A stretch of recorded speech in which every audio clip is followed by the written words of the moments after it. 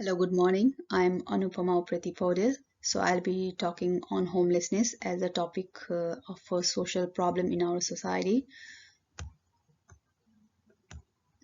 So let's move on to the introduction part. In Canada, almost 3% of people who make housing decisions for their household have experienced unsheltered homelessness, while about 15% have experienced hidden homelessness. It is the data from the Government of Canada. Likewise, socioeconomic and health condition of people are substantially worsened in people experiencing with homelessness, and this is known to everyone that because of the homelessness, we'll have the socioeconomic as well as the the deterioration of the health condition, right? So this is also given by the Government of Canada. The research showed that unsheltered population is more common among women, and 38% of unsheltered women were seen in the year 2010, 2019. Which is reported by Government of Canada. So we can see in the picture that there is unsheltered part and the hidden homelessness. The unsheltered homelessness like 2.6% is for the male and 2.3% is for the female. In case of hidden homelessness, it is 14.2% is for the male and 15% is for the hidden homelessness for the female. So this shows that female is having more problem with homelessness when compared to male in case of the hidden homelessness, right? So how to combat this is it's a matter of debate, right? It's very challenging thing. So let's move on to the causes of homelessness. I have divided into three parts like structural factors, systems failures, individuals, and rational factors. So let's discuss on structural factors such as economic and societal issues that affect opportunities, environments, and outcome for individuals. This include poverty, discrimination, lack of affordable housing. This is also one of the main reasons behind it, and the impact of colonization on indigenous people that has also impacted a great in case of Canada. Now let's move on to the systems failure. We have the systems of support are inadequately delivered in case of system failures. There are so many barriers to access public systems like health, social services, and legal support. So that is very much important concern about homelessness, and there is failed transitions from publicly funded institutions like child welfare, hospitals, and correction centers. That are some of the examples of the system failures. I have found it through in my research. I have found these things. And likewise, individual and rational factors is also one of the major cause of homelessness, where people's circumstances causes homelessness, such as crisis like sudden unemployment in the family, sudden death in the family members, or house firing, and likewise mental and health issues or the addiction issues in the family members, housing insecurity, and interpersonal violence is also one of the major cause of homelessness, and that leads to homelessness, right? Now let's move on to the background of our research on homelessness. People experiencing homelessness are suppressed by the nexus of stigma, social isolation. There is extreme social isolation, I must say, and vulnerable to acts of violence. And there is high chance that they are getting exploited. And there are so many other problems they are facing because of homelessness in our society.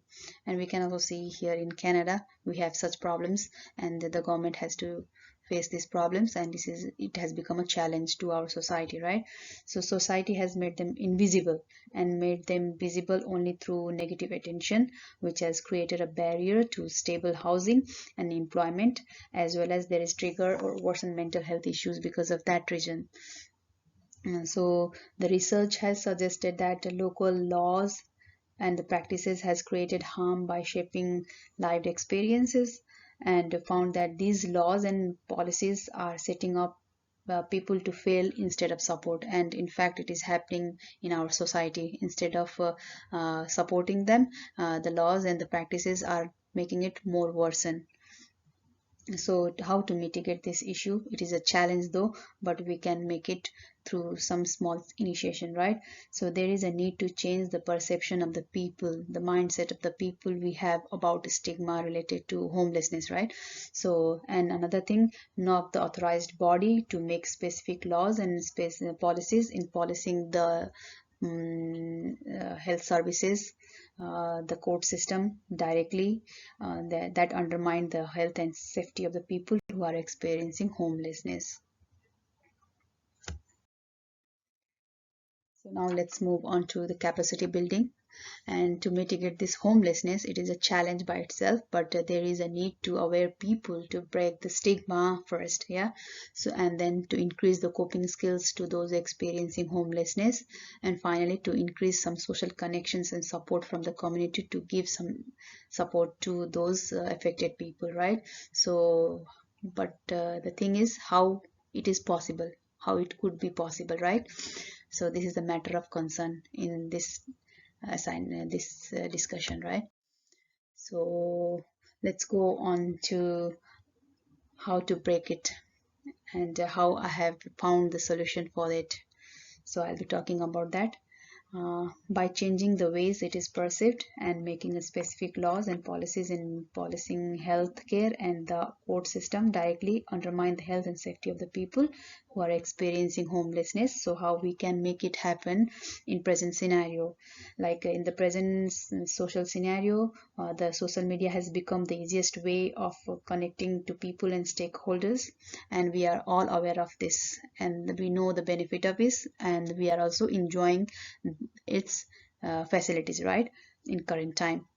So through this I can raise awareness, inspire good initiatives, share information and resources, and many more things I can do in no cost and in no time. So this is such a efficient method we can have in present society, right, in present world. So this is a boon of this era.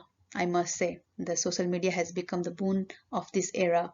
So to mobilize my mission, I will find social media a great platform by utilizing Facebook, Twitter, Instagram, LinkedIn, so I can easily raise awareness through this platform.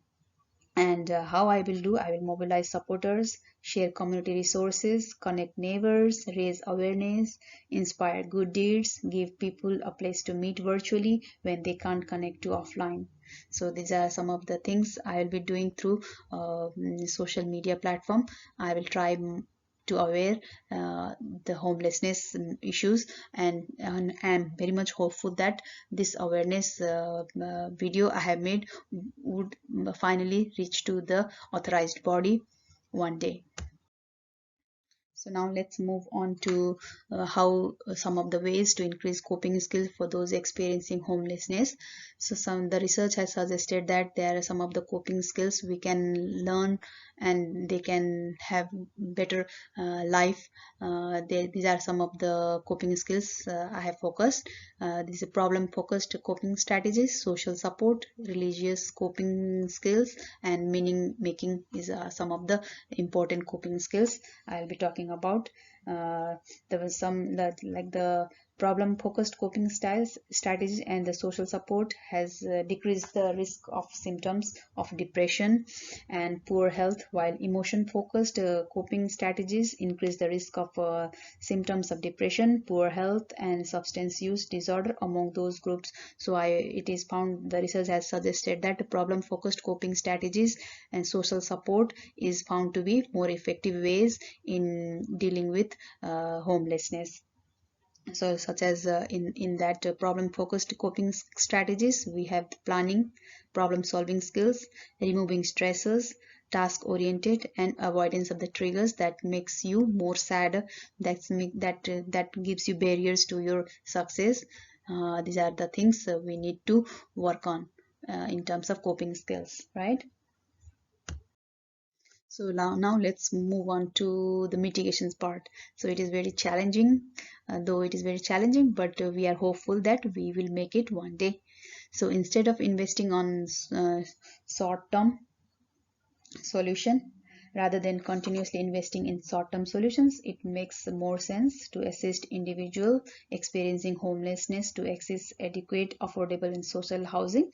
uh, yeah, because housing is a very important part to combat homelessness. So the best option would be to build public housing, high-rise buildings, and small plots. Though it looks ugly, but it is one of the solution for mitigating homelessness in our city life, right? Access to transportation is a very important part of capacity building. So without access to transportation, individuals and businesses cannot move freely. These restrictions of movement hinder social and economic interaction that could have been made. Transportation is also directly correlated to production because it gives it gives accessibility to move. Yeah, so when we move, we create jobs, we build careers, and also we have more production. So it is very interrelated terms. Many countries and metropolitan areas with high economic stability have reliable modes of transportation, and we can see in case of the European countries and in the Asian countries like Japan, because of this more access transportation, it is very accessible for the people to go from one place to another and get jobs, or they can create jobs.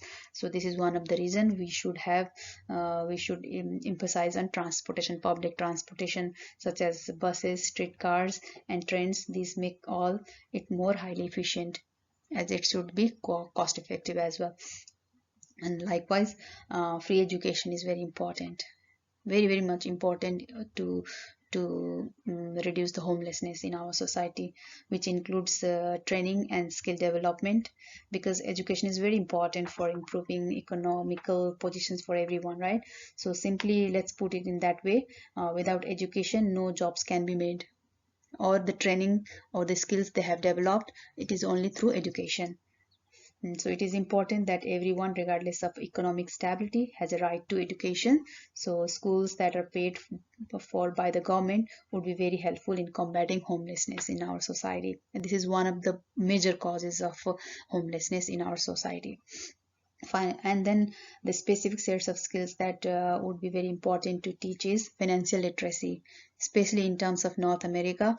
This is the main problem. People are facing homelessness, so they need to have the proper financial literacy that will help them to know the day-to-day life.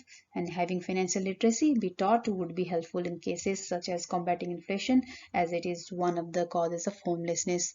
And now also the same in the present scenario, also the same reason behind it. So we need to have proper financial literacy in order to save our financial problem.